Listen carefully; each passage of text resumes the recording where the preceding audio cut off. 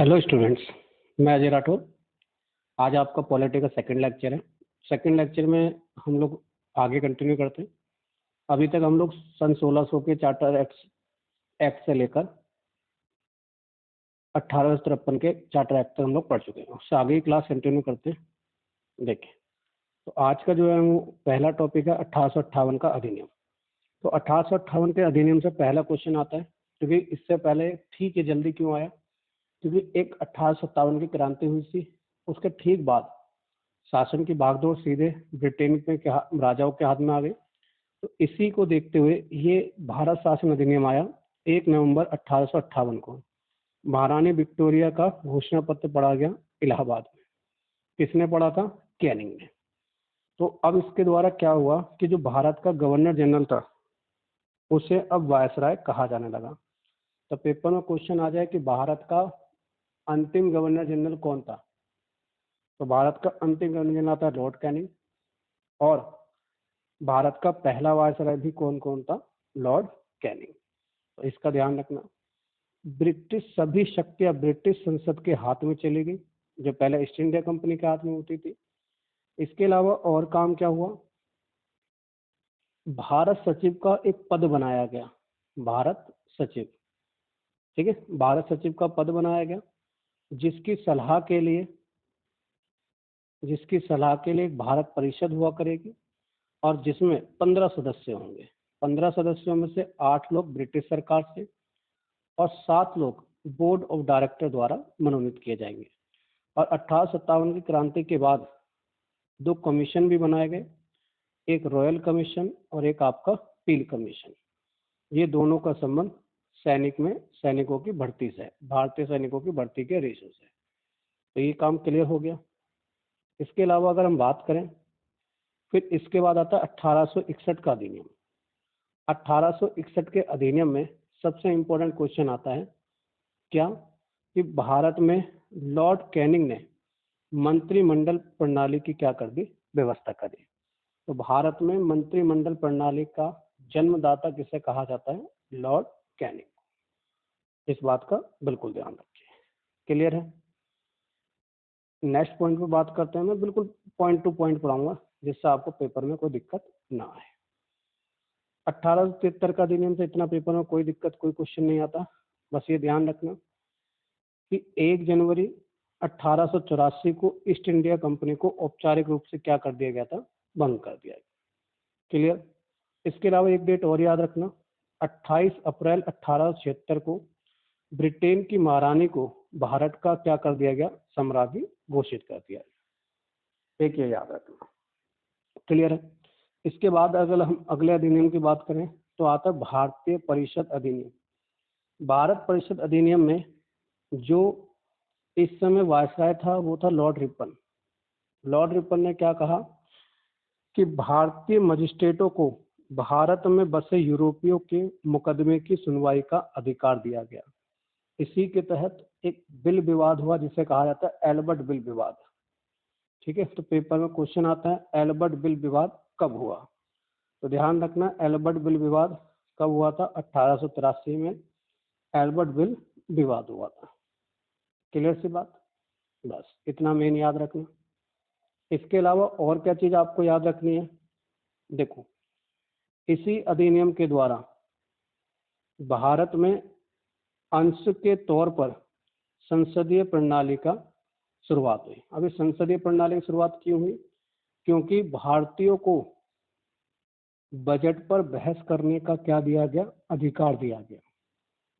Budget पर बहस करने का क्या दिया गया? अधिकार दिया गया। क्लियर सी बात? इसके बाद देखो अगला जो पॉइंट आता है इंपॉर्टेंट, मार्ले मिंटो सुधार अधिनियम।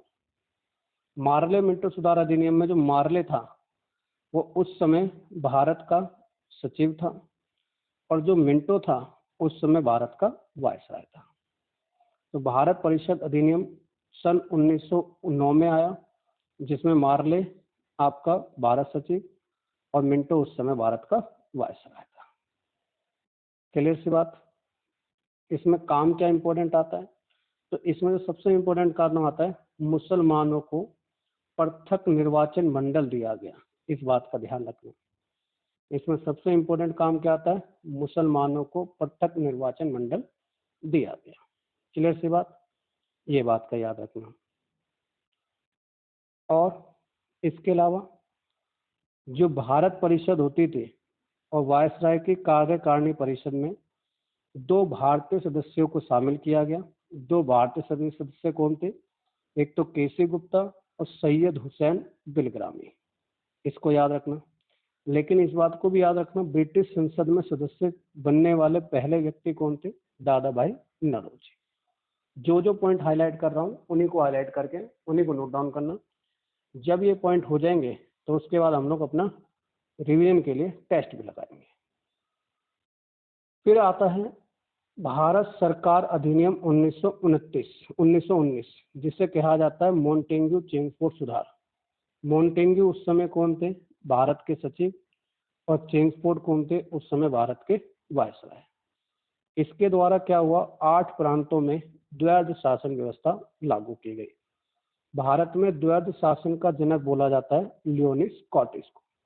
द्वैध शासन का जनक किससे बोला जाता है, लियोनिस कॉटिस को, इतना ध्यान रखना, ठीक है।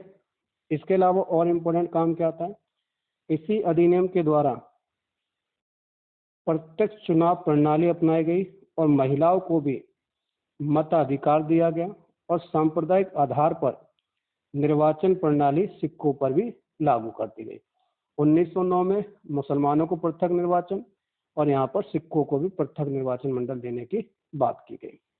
इसके अलावा इसी अधिनियम के द्वारा भारत में एक लोक सेवा आयोग का क्या किया गया, गठन किया गया। क्लियर सी बात, भारत में एक लोक सेवा आयोग का क्या किया गया, गठन किया गया। बहुत कम पॉइंट पढ़ा रहा हूँ, वही पॉइंट जो डायरेक्ट पेपर में आपके पूछे जाते हैं, कोई डाउट नहीं होगा।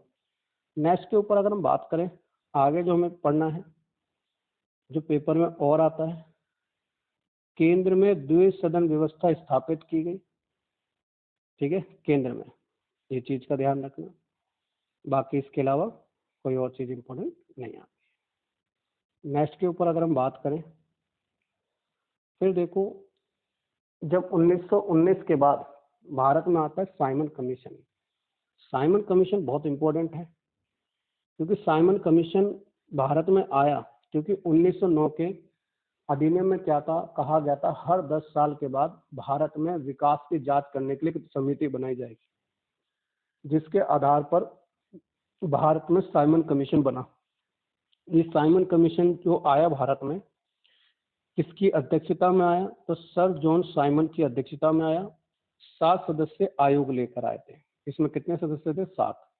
ये बना कब था, 8 नवंबर 1927 को। इसमें सारे के सारे अंग्रेज थे, इसीलिए भारत में कांग्रेस पार्टी ने इसका विरोध करा। और इसका विरोध कहाँ पर हुआ, तो कांग्रेस के मद्रास अधिवेशन में हुआ, जिसके अध्यक्ष थे एम.एन. अंसारी।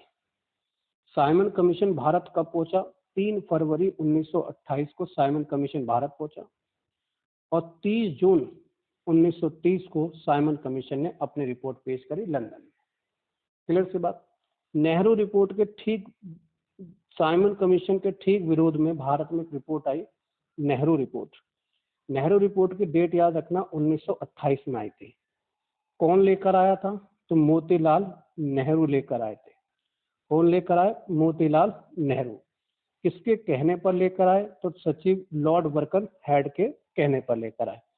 इतना ही याद रखना, इसके अलावा कुछ याद नहीं रखना। ज़्यादा से ज़्यादा याद रखना चाहो तो इस नेहरू समिति में कितने सदस्य थे, 10। काम खत्म, इसके अलावा कुछ पेपर में याद नहीं रखना। नेक्स्ट के ऊपर बात करें, नेहरू रिपोर्ट के विरोध में मोहम्मद अली जिन्ना ने कितनी मांगे रखी थी, 14 सूत्री कार्यक्रम। जो साइमन कमीशन की रिपोर्ट थी, साइमन कमीशन को महात्मा गांधी ने क्या कह के बुलाया, व्हाइट कमीशन। साइमन कमीशन की रिपोर्ट को शिव स्वामी अय्यर ने कूड़े की टोकरी में फेंकने वाली रिपोर्ट बताया। क्लियर सी बात। इसके बाद देखो आगे चलकर भारत में एक अधिनियम आता है जिसे बोला जाता है सन 1935 का अधिनियम। तो सन 1935 का अधिनियम आता है जिसे कहा जाता है भारत शासन अधिनियम। इसमें कुल 321 आर्टिकल 10 अनुसूचित 14 भाग थे। कहा जाता है भारत का 75% कॉन्स्टिट्यूशन इसी से लेकर देख बनाया गया है। क्लियर सी बात। तो आज फिर ये चीज को ध्यान रखना, कल हम लोग इससे आगे बढ़ेंगे 1935 का अधिनियम लेकर। 1935 के अधिनियम से लेकर भारत का संविधान कैसे बना, संविधान सभा क्या हुई, चुनाव क्या हुए, इस सभी चीजों को लेकर हम लोग आगे बढ़ेंगे। तो नोट्स बहुत धीरे धीरे बनाइए, साफ साफ नोट बनाइए। मैं सिर्फ पॉइंट टू पॉइंट बात कर रहा हूँ, कहानी बनाने का शौक नहीं है, कम समय में ज्यादा नॉलेज दे रहा हूँ। अगर आपको नॉलेज अच्छी लग रही है तो अपने दोस्तों को भी शेयर कर सकते हो, जिससे उनकी भी नॉलेज कम समय में ज्यादा बढ़ सके। चलिए।